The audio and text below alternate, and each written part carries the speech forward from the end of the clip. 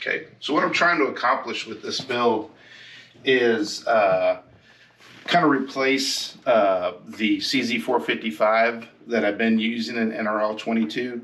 The 455 is a great gun, but has a couple shortcomings. The trigger, it's really hard to adjust that trigger down to the same lightweight as my centerfire precision rifle.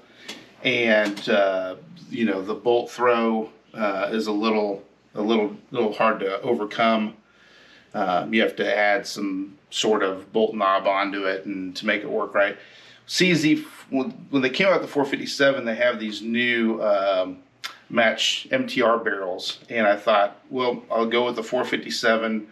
I'll get a 20-inch MTR barrel with the match chamber, and the new Timney CZ457 trigger, which can be adjusted down to 10 ounces, and kind of start over building another NRL match rifle. So what we've got here is a KRG Bravo chassis specifically for the 457.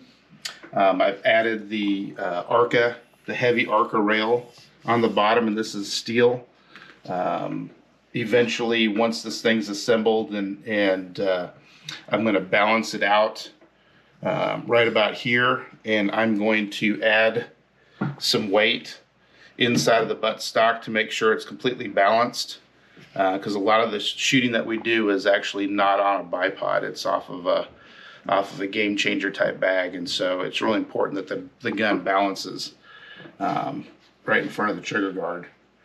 So this build, again, I've put on an oversized bolt knob. I replaced the round bolt knob with this. This is another advantage over the 455 is the 457 has a bolt knob that can be unscrewed, and you can add whatever you want onto that. There's a plethora of options.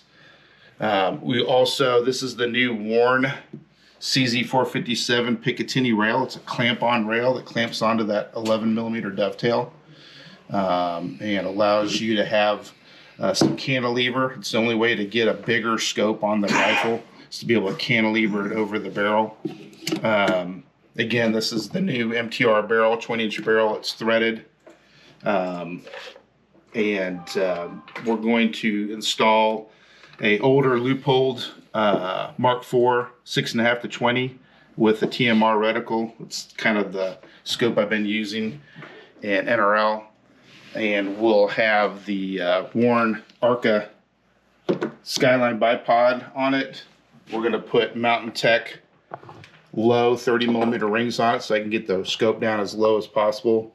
And then we're going to put on a 30mm data card holder, a 30mm level, and then going to eventually install, this is just a spare mag holder I'm going to put on the side, because some of the courses of fire in NRL are more than 10 rounds, so it's nice to have a second mag there.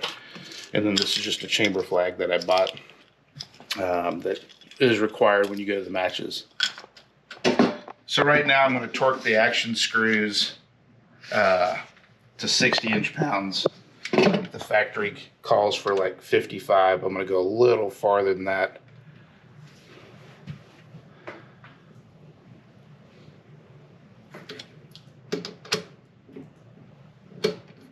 Because this is an aluminum chassis inside of here, and so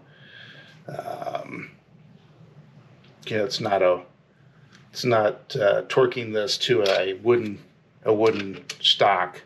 Generally, actions get torqued to about 65 inch-pounds on big center fire guns, so I'm going to go just a little below that. The hardware, the action screws were provided by KRG with the stock, which is really nice. And they appear to be stainless. Okay. So the action screws are torqued. The rails on it.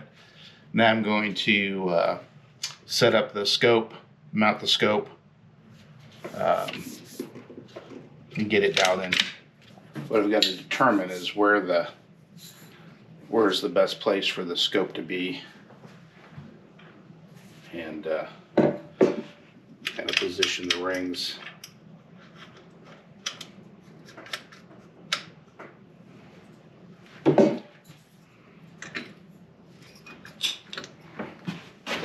what I want to do is I got that, but now I need to really go prone to really, the only way to really do this correctly is to go prone behind the gun and get it adjusted, because that's where you're going to spend a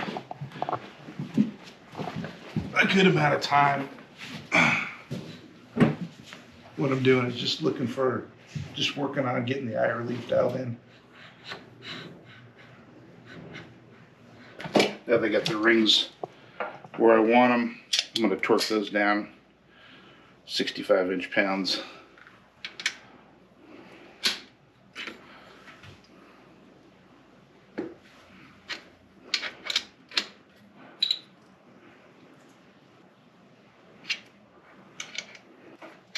Okay. Now we'll put the caps on, level the scope. Contrary to popular belief, I don't use levels. I don't level the scope turret to the base because for some reason when I do that, the scope reticle looks crooked. I've had just an issue I've had with the way my face is shaped or whatever, but I've always had an issue whenever I level the turret to the base and I get behind the gun that's crooked. So what I do is I get in a natural point of aim, prone, and I level the scope to what my eye sees as level, because that's the most important thing. When I'm behind the gun, when the reticle's level, that's the key. If you ever see guys that shoot a lot of high power silhouette or even rimfire silhouette, they may have a cant in their scope because when they're holding the gun is actually canted. So what they do is they'll pre-cant the scope, so when they're in their position, natural point of aim, holding the gun, the reticle's level. So there's nothing wrong with a crooked scope on a gun as long as when you're behind the gun, the reticle is level. And then what I'll do is once I've leveled this to my natural point of aim, I'm going to put the level on it and I'm going to get the level adjusted to my natural point of aim.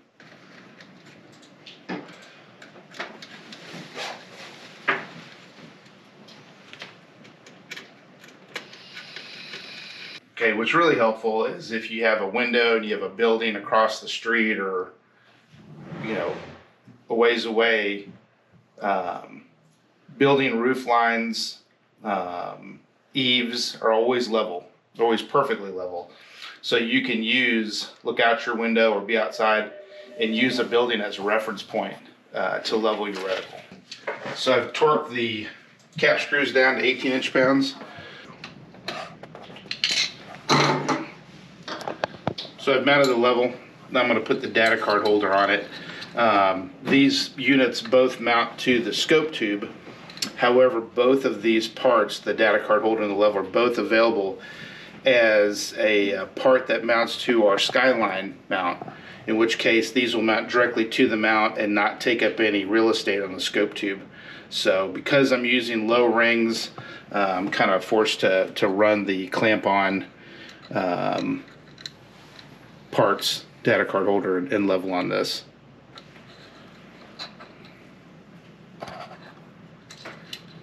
So I've mounted the data card holder and the level. Data card holder holds a business card size Velcro card that you can write on. That allows you to know what your dope is. You can just reach up, make your adjustments without having to have anything on your arm or taped to the side of your gun. So now the gun's pretty much ready to go. Got the Warne Arca bipod on the Arca rail. It's really nice because I can instantly move this bipod anywhere I want it to go on this rail. If I'm shooting high angle, I can move it back and that gives me more angle to shoot up. If I'm shooting off of like a barrel, I can bring it back and still be able to get a bag under the back of the gun, which is really nice. So the Arca system with the rail is really phenomenal. You don't have to If this was a Picatinny type setup, I'd have to take it off and find a groove to set it in and then lock it down, but it just slides like a trombone. So I've adjusted this chimney trigger down to right around 11 ounces.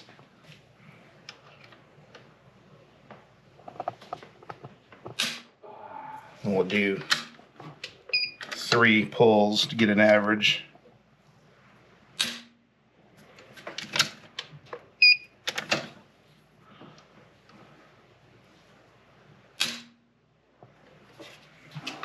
Average of 10.4.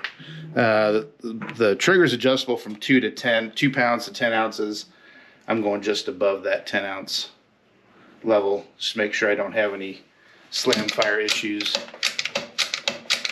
Phenomenal trigger though. Huge improvement over the factory trigger is a good factory trigger, but this is, when you're shooting competitively, it's real important that the trigger pull is light so the gun's not moving when you pull the trigger.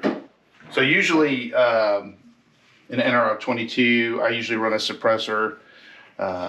They're awesome. This is the Dead Air Mask. It's a phenomenal rimfire suppressor.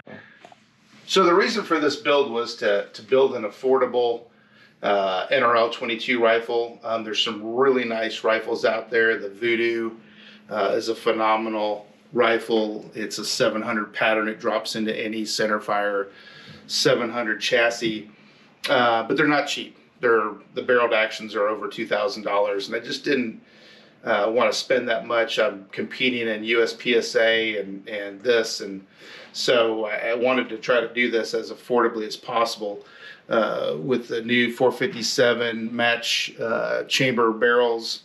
I think I can achieve really good accuracy for NRL22 with this, and have a rifle that didn't break the bank.